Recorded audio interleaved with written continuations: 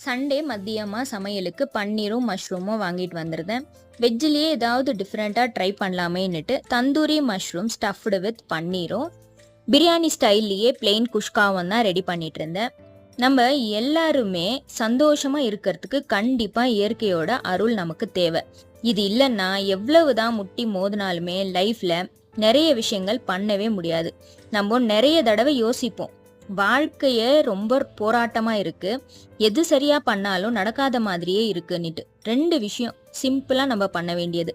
அடுத்தவங்களுக்கு கெடுதல் நினைக்க வேண்டாம். யாரா இருந்தாலுமே நமக்கு கெடுதல் பண்ணியிருந்தாலுமே நம்ம ஒதுக்கிட்டு போயிட்டே இருக்கணும். வாழ்க்கையே அவங்கள பார்த்துக்கும், அவங்க அனுபவிக்க வேண்டியது அவங்களே அனுபவிப்பாங்க. ரெண்டாவது, அடுத்தவங்கள பார்த்து பொறாமப்படக்கூடாது. நம்ம அடுத்தவங்கள பார்த்து பொறாமப்பட்டா நாம செய்திருக்கிறது நம்மளோட தப்பு.